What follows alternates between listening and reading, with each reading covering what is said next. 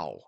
The Indiana Fever loss to Golden State was a complete embarrassment on a number of levels, but I want to talk about a little more than that of what might happen going forward because it also felt like that game was huge in a way that had nothing to do with the game itself, right? It was more about the whole situation with the Indiana Fever and going forward. Caitlin Clark was clearly pissed off, unhappy. We are continuing somehow the minutes restrictions, which is absolutely absurd at this point. I did an entire video on that, I don't know, yesterday, the day before. It's all starting to run together, y'all. She also magically played the entire well, she came out at the end when it was basically garbage time, but if they had closed the gap a little more, she would have played the entire fourth quarter. Interestingly enough, look, I'm not going to sit here and say Caitlin was awesome in that game. She didn't shoot well. And here's the big thing. I think we notice that more now because when Caitlin Clark played her system, when she played read and react, when she was allowed to run, when the ball was in her hand, when we had Christy Sides, she still positively impacted a game, even when she wasn't shooting well, right? But you don't really get that with Stephanie White's system. If Caitlin Clark isn't shooting well, unfortunately, there's not a whole lot of other stuff she's doing. I mean, even her assists are becoming limited. She's going to be plummeting down, right? Six again last night. I think in the last 5 games or so, she might be averaging the last 5 or 6 games she's played. I think she's averaging about 6 assists per game. Uh, now, what's interesting as well, what's kind of shocking, and I'm going to get to some other stuff that's really important in a minute, but I do want to briefly go through some of the stuff from the game itself. One of them being, while Caitlin Clark supposedly on a minute restriction, even though no one else ever is, did you notice something about the minutes last night? Not a single starter played more than 26 minutes, except Kelsey Mitchell, who played 35 minutes. 35 minutes in that game. And oh, by the way, Kelsey Mitchell was in at garbage time. All the rest of the starters had been pulled, but Kelsey Mitchell was in. And in the last minute, she got at least 5 points that I can remember off the top of my head, which got her magically to 20, which keeps her streak alive. I don't recall Stephanie White ever worrying about any streaks of Caitlin Clark's or any opportunities to get a double double or a triple double or, continue anything like that. But Kelsey Mitchell, she's going to play 35 minutes. Another starter's not going to play more than 26, and she's going to be in that garbage time so she can continue to chuck shots and get points. I'm I get Kelsey can be a bucket, but I'm so done with the whole, oh, she's the top shooting guard in the WNBA. She refuses to pass to an open Caitlin Clark. She's a black hole, dribble, dribble, dribble, head down. She is the worst defender in the WNBA, period. If she's not shooting 75% from the field, she is hurting the team. Period. I'm done with it. I'm over it. Kelsey Mitchell needs to go. We know that's not going to happen, which means Caitlin Clark has to go. It'll be really interesting what happens. Remember, next offseason, she'll be like Aaliyah Boston. She'll have one more year on that rookie deal, right? And Aaliyah signed that epic deal she was eligible for. Caitlin Clark will be eligible as well, and we will see what happens going forward. Another thing I want to mention before we get into some of the fallout stuff from this game that I was just thinking of, and I might have mentioned this before for any of you that, and hey, he was before my time too, but I'm a football guy, so I know about Vince Lombardi, one of the greatest coaches in the NFL and Green Bay Packers. My Eagles giving him his only playoff loss of his career there. Just saying, I have to always point that out. And I remember he was talking, forget if it was the end run or the end sweep that he called it, but it was a running play for the Green Bay Packers that was absolutely dominant. And Vince would say, hey, it doesn't matter if you know it's coming as long as we execute it the way we're capable. As long as we execute it on a high level, you can know it's coming. We're still going to beat you with it. Yet, what have we heard from Stephanie White?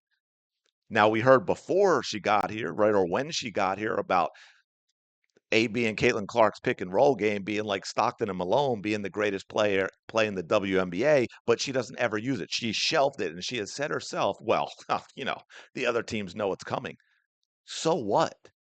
Who cares? Do you see other teams not running their bread and butter because other teams know it's their bread and butter? Do you see Jordan never taking the last shot because other teams know Jordan's going to take the last shot? It's some of that in itself. Forget everything else. That in and of itself to me is you're a terrible coach and you should be fired. You have no business being a head coach anywhere, which of course she proved at Vanderbilt, but we know that the WNBA is a club. It is a club. Now, here's what's really concerning for me is that Caitlin Clark seems to be at a breaking point. I think we saw that last night in a couple of things, and I have the clips. Fingers crossed you'll actually get to see them, but I'm going to talk about them as well.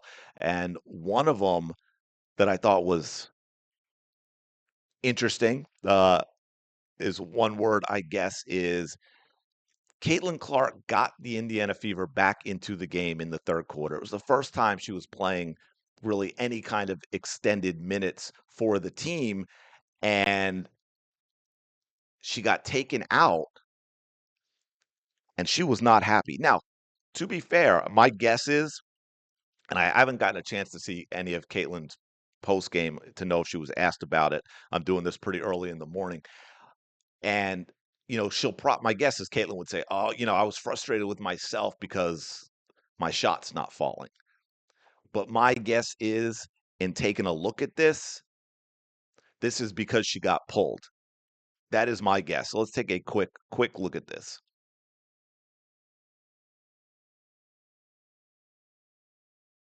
This is right there, slams the scorer's table, refuses the handshake of Stephanie White, looks the other way. My guess is she added the look the other way so that she can plausibly say, "Hey, I didn't see the hand. Again, I was pissed that my shot wasn't falling." By the way, she headed into the locker room after that because of the knee into her thigh that was bothering her because of the non-call, which is another explosion of Caitlin Clark's that we're going to get into as well.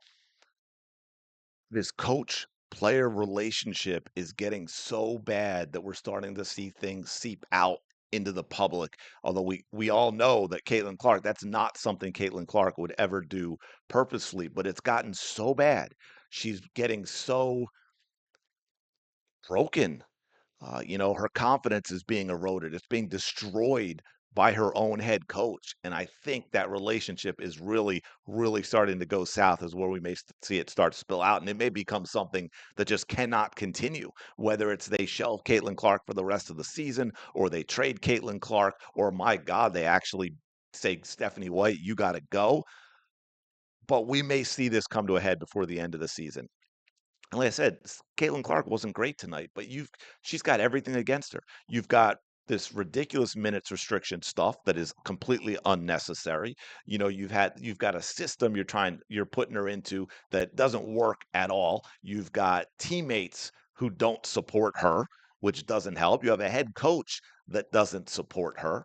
Aaliyah Boston has been completely neutered because she signed that long-term deal. So at best, she can kind of stay out. She may not be one of the ones going after Caitlin Clark as a teammate, but at best, she's going to stay out of it because she is stuck.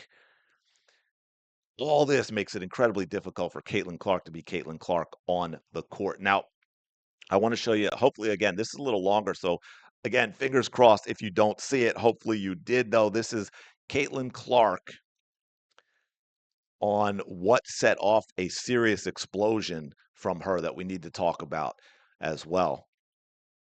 So this is a drive of Caitlin Clark's for which she did not get a call. This is first, we'll see it from another angle, fingers crossed, but this is from under the basket, obviously.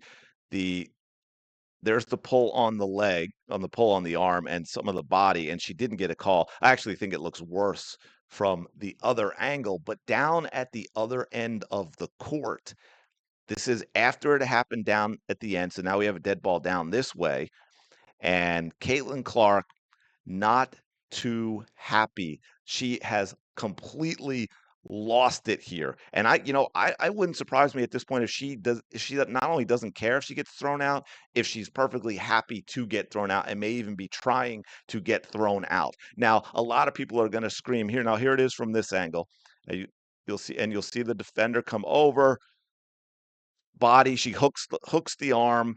I think she could need. You didn't see it there, but I think she need Caitlin in the leg. That's why she gets up limping. It's not her back or anything. Anyone who's had that happen, she got I think need in the thigh. That absolutely is painful. She went to the locker room after that as well, and yeah, I mean, she absolutely lost it. We'll see if I can show this again. But here's my point about all this. Okay, I think that this was so much more than that missed call. Keep in mind, just by the way, I believe that was the official who gave her the technical for clapping that time. So she probably was like, "Oh man, all the backlash from that. I better not tee her up." Plus, you had the letter from Congress. So here's more film. Look at Caitlin Clark. You don't call that for her. You'd call that for somebody else. She was probably like, "Oh my God, Caitlin, please stop because I can't give you a technical. So please, please stop."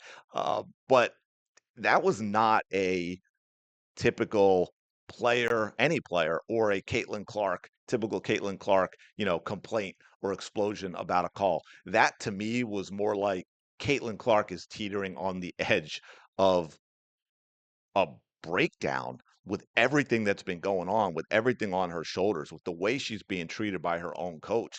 That was, that was, I don't want to make this too emotionally charged, but yeah, basically that seemed like the reaction of someone who's been abused and they've had enough, right? And they've finally snapped and they're finally kind of fighting back. Unfortunately for Caitlin Clark, the abuser is her own coach.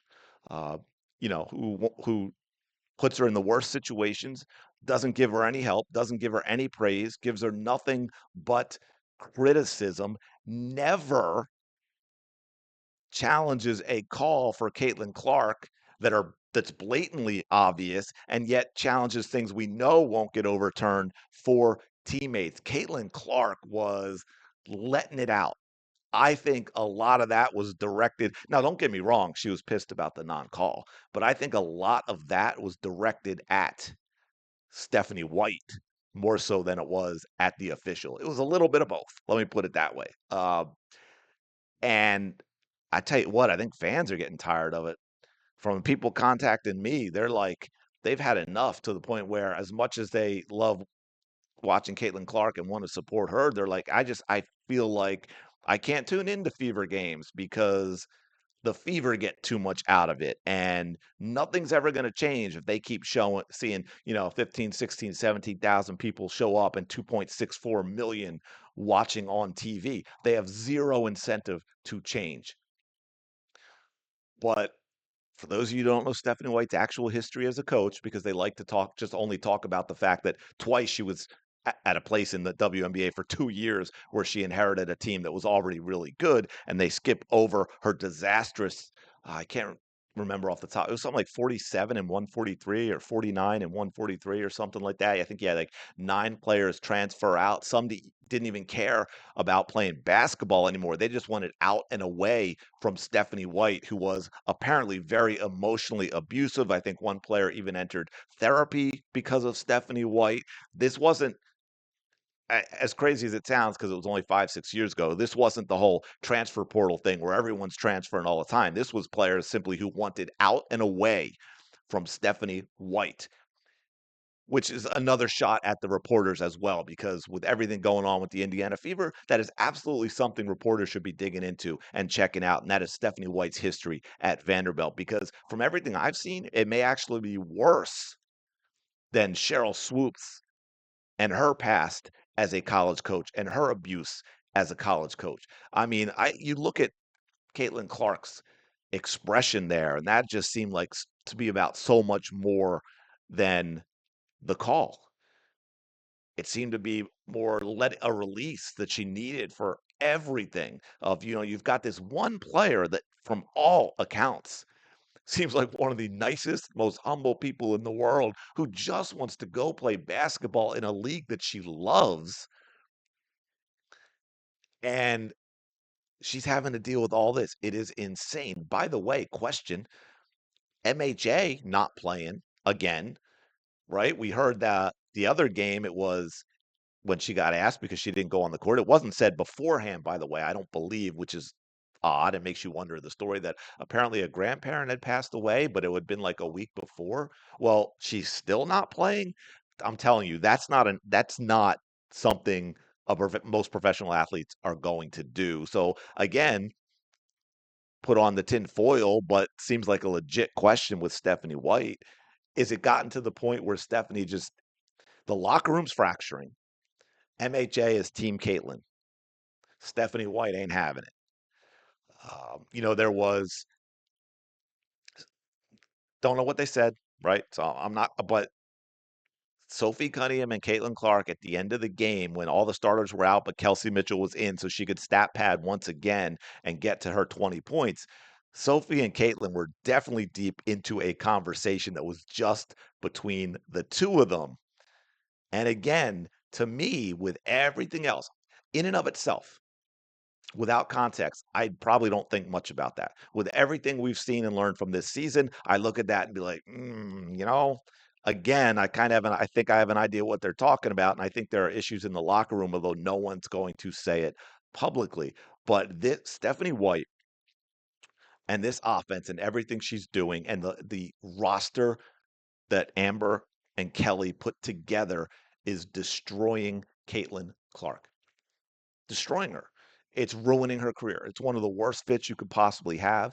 You have I don't care what either one of them at this point says publicly. You have an absolutely terrible, I would say abusive coach player relationship. And for Caitlin Clark to salvage a career, it's got to go. I think Stephanie White has lost, I won't say she's lost the locker room. She's lost half the locker room. I think that was pretty obvious. I think you've got Team Caitlin and Team Stephanie slash Kelsey in the locker room. Um, I think if you're going to say Team Stephanie, I think unfortunately Aaliyah Boston has to lean that way because she's stuck with that contract. Obviously, Ty Harris is Team Stephanie. Stephanie brought her over. She was her starting point guard in 2024. Obviously, we know Stephanie and Kelsey have oh my goodness, a tight relationship. So Kelsey, with her makeup, with how siblings, her very close siblings hate Caitlin Clark and have posted online some absolutely horrifically nasty stuff about Caitlin Clark that Kelsey Mitchell has never stopped and never talked about. Which I'm sorry, to me, we like that phrase now about silence is complicity. Yes.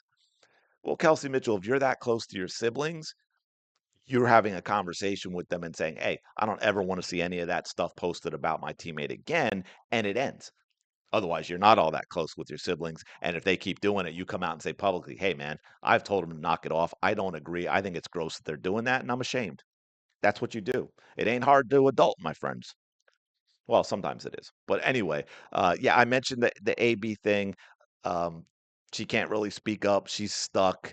So I don't think she's going to complain too much about not having the greatest play in the WNBA, which is the Caitlin Clark and Aaliyah Boston pick and roll. So yeah, man. I mean, this is nasty, nasty stuff we got going on. I think there's definitely a split in the locker room. If I had to guess, you have, you know, Misha Hines Allen, Sophie, Lexi, their team Caitlin. I think well, obviously Kelsey and Ty Harris. I don't know where Monique Billings falls. I know she's been a disappointment as a player, but I don't know where she falls. Raven is probably thinking she's Switzerland. She's a rook coming in, stuffing. Did you notice she got buried on the bench? Now, remember before the season started, it was, wow, we had Raven as a top 5. Can't believe she fell all the way to number 10, but she can't get off the bench. Justine Bassat didn't even get a chance. She was drafted in the second round, but she's gone and helping out the Las Vegas Aces right now, which is interesting under stuff. By the way, Red Kryptonite herself, Chloe Bibby, had a massive game the other night. For those who don't know, it seems like players leave Stephanie White and they flourish. They go elsewhere and they flourish. Right? Wasn't it? Was it Burton who um, sat on the bench for Stephanie White and is having an incredible season this season as well. So yeah, man, it's going to be really interesting to see where we go from here because it seems like we're getting to the inevitable end. You know, whether that means Caitlyn just kind of gives up and goes through the motions or accepts it, or Stephanie White benches her permanently and they make up an injury excuse that shuts her down for the season, or behind the scenes, Caitlin Clark is forcing a trade and they're trying to figure out how the heck to make it work because of all the locked in salaries now. I mean, I don't know, but it's definitely seemed to take a step in the another step toward the inevitable divorce of Stephanie White and Caitlin Clark. And it's I gotta say, part of me really, I mean, if you notice, I didn't yell and scream in this because there's a lot more concern about like just Caitlin Clark as a human being at this point with what she's going through. But yeah, let's go out and make league and team statements about the Chelsea Gray nonsense and the um Alyssa Thomas nonsense. And there's probably about two people who got to the end of this video. Maybe I'll mention it in another video because I have an interesting bit to go with that. But anyway, let me know your thoughts in the comments below. Like, comment, subscribe. Truly do appreciate y'all being here. I will talk to you later.